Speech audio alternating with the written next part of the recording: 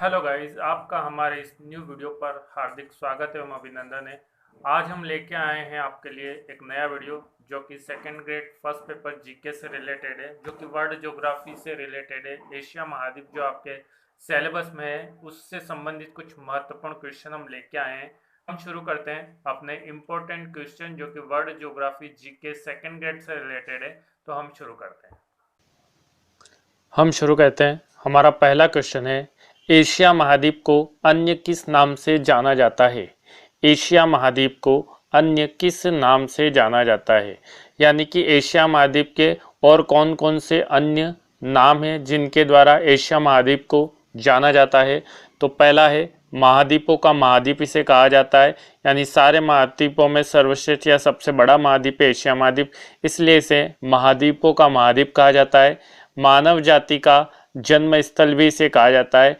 मानव जाति का जन्म स्थल यानी यहाँ पर बहुत सारी सभ्यताओं का जन्म हुआ था, इसलिए यहाँ पर मानव जाति का जन्म स्थल भी इसे कहा जाता है। सभ्यताओं का पालना इसे कहा जाता है, यानी कि बहुत सारी सभ्यताएं इसके किनारे जन्म हुई थी, इसलिए इसे सभ्यताओं का पालना भी कहा जाता है।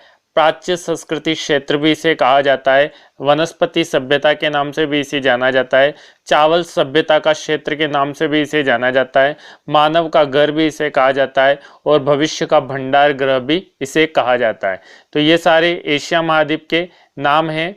महाद्वीपों का महाद्वीप, मानव जाति का जन्म स्थल, सभ्यताओं का पालना, प्राच्य संस्कृति क्षेत्र, वनस्पति सभ्यता, चावल सभ्यता का क्षेत्र, मानव का घर और भविष्य का भंडार गृह के नाम से एशिया महाद्वीप को जाना जाता है। तो ये सारे एशिया महाद्वीप के नाम हैं जो कि एग्जाम में अक्सर पूछे जाते हैं कि एशिया महाद्वीप को अन्य किस नाम से जाना जाता है। तो इन चारों कोई चार ऑप्शन दे देगा, उसमें से एक गलत होगा और बाकी सब सही होंगे। तो महाद्वीपों का महाद्वीप, मानव जाति का जन्म स्थल, सभ्यताओं का पालना, प्राच्य संस्कृति क्षेत्र, वनस्पति सभ्यता, चावल सभ्यता का क्षेत्र, मानव का घर और भविष्य का भंडार गृह के नाम से एशिया महाद्वीप को जाना जाता है।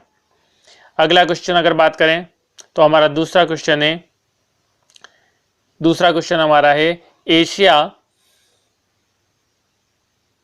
एशिया के विशेषकर कौन से क्षेत्र को चावल सभ्यता का क्षेत्र कहा जाता है? एशिया के विशेषकर कौन से क्षेत्र को चावल सभ्यता का क्षेत्र कहा जाता है? यानी एशिया जो महाद्वीप है उसका अन्य नाम चावल सभ्यता का क्षेत्र है, लेकिन एशिया में भी कौन सा स्थान है जिसे चावल सभ्यता का क्षेत्र कहा जाता है? तो एशिया में विशेष रूप से वो स्थान बताना है हमको जो चावल सभ्यता का क्षेत्र के नाम से जाना जाता है। तो दक्षिणी पूर्वी एशिया को चावल सभ्यता का क्षेत्र कहते हैं। एशिया में भी दक्षिणी पूर्वी एशिया को चावल सभ्यता का क्षेत्र कहते हैं, क्योंकि यहाँ पर चावल का उत्पादन बहुत अधिक होता है, इसलिए इसे चावल सभ्यता का क्षेत्र कहा जाता है। तो दक्षिण पूर्वी एशिया को चावल सभ्यता का क्षेत्र कहा जाता है। अगला क्वेश्चन लेते हैं। एशिया शब्द की व्युत्पत्ति किस भाषा से हुई है? यानी एशिया शब्द जो उत्पन्न हुआ है वो किस भाषा का शब्द है? एशिया शब्द की व्युत्पत्ति किस भाषा से हुई है? तो ग्रीक भाषा से एशिया शब्द की उत्पत्ति हुई है और ग्रीक भाषा के आसु शब्द से एशिया शब्द की व्युत्पत्ति हुई है। यानी ग्रीक भाषा के आसु जो शब्द है वहां से एशिया शब्द की उत्पत्ति हुई है। तो एशिया शब्द की उत्पत्ति कहां से हुई है? ग्रीक भाषा के आसु शब्द से एशिया शब्द की व्युत्पत्ति मानी जाती है। अगला क्वेश्चन अगर बात करें कि आसु शब्द का अर्थ है, यानी ग्रीक भाषा का जो आसु शब्द है जिससे एशिया शब्द की व्युत्पत्ति मानी जाती है, उस आसु शब्द का क्या अर्थ है? तो आसु शब्द का अर्थ है सूर्योदय, यानी सूर्य का उदय, सूर्योदय की भूमि। यानी एशिया महाद्वीप को आसु शब्द से जिसकी उत्पत्ति हुई है उस आसु शब्द का अर्थ सूर्योदय यानी सूर्योदय की भूमि के नाम से भी इसे जाना जाता है। तो ग्रीक भाषा के आसु शब्द का अर्थ है सूर्योदय या सूर्योदय की भूमि। अगला क्वेश्चन, एशिया महाद्वीप के चारों ओर कौन कौन से महासागर स्थित हैं? एशिया महाद्वीप के चारों ओर कौन कौन से महासागर स्थित हैं, यानी कि पूर्व में कौन सा है, पश्चिम में कौन सा है, उत्तर में कौन सा है और दक्षिण में कौन सा है। तो पूर्व में हमारा है प्रशांत महासागर, पश्चिम में है भूमध्य सागर, उत्तर में है आर्कटिक महासागर और दक्षिण में हिंद महासागर। यानी एशिया महाद्वीप के चारों ओर जो महासागर है उसमें पूर्व में है प्रशांत महासागर, पश्चिम में है भूमध्य सागर, उत्तर में है आर्कटिक महासागर और दक्षिण में है हिंद महासागर। इसे चारों ओर से घेरे हुए हैं। तो पूर्व में प्रशांत महासागर, पश्चिम में भूमध्य सागर, उत्तर में आर्कटिक महासागर और दक्षिण में हिंद महासागर इसे घेरे हुए है। अगला क्वेश्चन, यूरोप और एशिया को किस नाम से जाना जाता है? यूरोप और एशिया को शामिल रूप से किस नाम से जाना जाता है, यानी यूरोप और एशिया को मिला के उसको किस नाम से जाना जाता है? तो यूरोप और एशिया को शामिल रूप से यूरेशिया कहा जाता है। यूरोप और एशिया को शामिल रूप से यूरेशिया कहा जाता है। यूरोप और एशिया को सम्मिलित रूप से यूरेशिया के नाम से जाना जाता है। अगला क्वेश्चन है, एशिया महाद्वीप स्थित है। एशिया महाद्वीप स्थित है। एशिया महाद्वीप कहाँ स्थित है? तो उत्तरी और पूर्वी गोलार्ध में स्थित है। एशिया महाद्वीप कहाँ स्थित है? उत्तरी और पूर्वी गोलार्ध में स्थित है। पूर्वी गोलार्ध में स्थित होने के कारण ही उत्तरी और पूर्वी गोलार्ध में स्थित है और पूर्वी गोलार्ध में होने के कारण ही इसे सूर्योदय या सूर्योदय की भूमि भी कहा जाता है, जो कि आशु शब्द का अर्थ है सूर्योदय या सूर्योदय की भूमि। तो सूर्य कहाँ से उगता है? पूर्व में उगता है। तो उत्तरी पूर्वी गोलार्ध में स्थित होने के कारण पूर्वी गोलार्ध में इसे यहाँ पर लगता है, इसलिए इसे सूर्योदय या सूर्योदय की भूमि कहा जाता है। एशिया शब्द आशु शब्द से बना है ग्रीक भाषा के, जिसका अर्थ होता है सूर्योदय या सूर्योदय की भूमि। तो ऐसा इसलिए कहा जाता है क्योंकि एशिया उत्तरी पूर्वी गोलार्ध में स्थित है। तो एशिया महाद्वीप उत्तरी और पूर्वी गोलार्ध में स्थित है। अगला प्रश्न देखें तो एशिया महाद्वीप का विस्तार अक्षांश में कितना है, यानी अक्षांशीय कितना विस्तार है एशिया महाद्वीप, कितना अक्षांश में कितना लंबा एशिया महाद्वीप है? तो 10 डिग्री 11 मिनट दक्षिणी अक्षांश से लेकर 81 डिग्री 12 मिनट उत्तरी अक्षांश तक इसका विस्तार माना जाता है। एशिया महाद्वीप का अक्षांशीय विस्तार की अगर बात करें तो 10 डिग्री 11 मिनट दक्षिणी अक्षांश से लेकर 81 डिग्री 12 मिनट यानी 81 डिग्री 12 मिनट उत्तरी अक्षांश तक इसका विस्तार माना जाता है। तो एशिया महाद्वीप का विस्तार की अगर बात करें तो 10 डिग्री 11 मिनट दक्षिणी अक्षांश से लेकर 81 डिग्री 12 मिनट उत्तरी अक्षांश तक इसका विस्तार माना जाता है। ये तो हो गया एशिया महाद्वीप का अक्षांशीय विस्तार। अब हम देखते हैं इसका देशांतरीय विस्तार।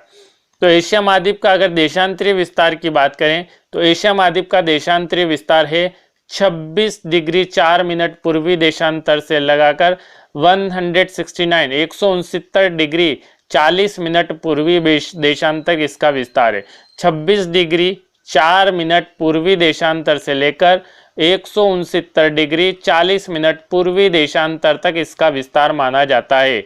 तो एशिया महाद्वीप का देशांतरीय विस्तार की अगर बात करें तो 26 डिग्री 4 मिनट पूर्वी देशांतर से लेकर 169 डिग्री 40 मिनट पूर्वी देशांतर तक इसका विस्तार माना जाता है। तो ये हमारा हुआ 9 क्वेश्चन। अगला क्वेश्चन की अगर बात करें तो एशिया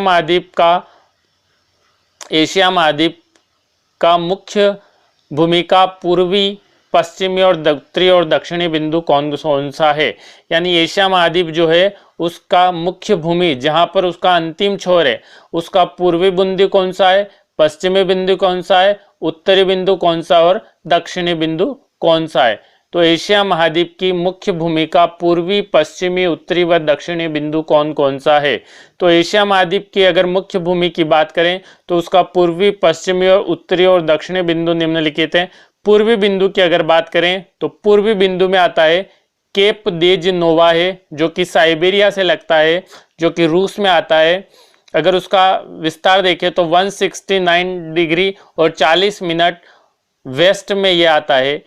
पूर्वी बिंदु केप देज नोवा साइबेरिया रूस से ये लगता हुआ है 169 डिग्री 40 मिनट वेस्ट के अंतर्गत ये आता है। इसका बिंदु देखें तो साइबेरिया रूस है।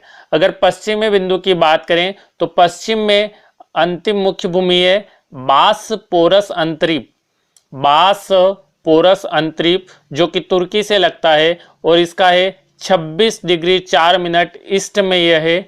इसका विस्तार है या इसका अक्षांश है 26 डिग्री 4 मिनट।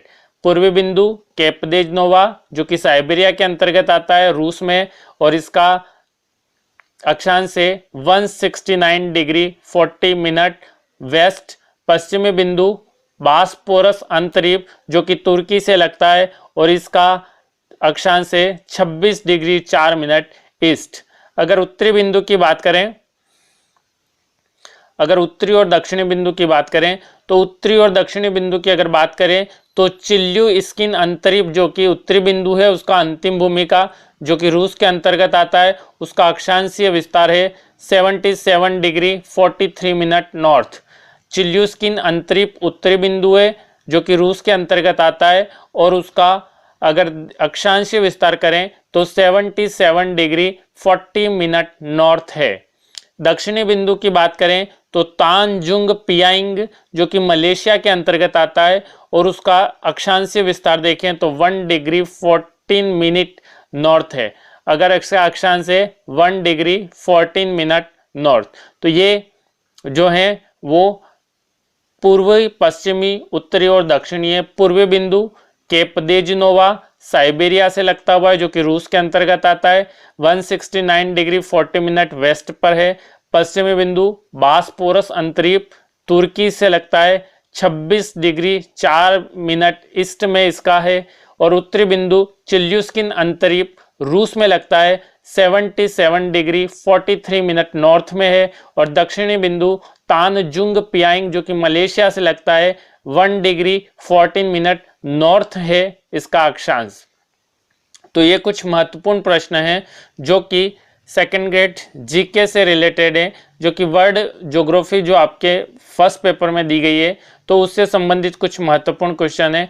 प्रश्न आपको अच्छे लगे हो तो वीडियो को लाइक कर दीजिएगा, शेयर कर दीजिएगा और चैनल पर नए हो तो चैनल को सब्सक्राइब कर दीजिएगा ताकि आपको इसी तरह से महत्वपूर्ण प्रश्न आपको यहाँ पर मिलते रहेंगे। धन्यवाद।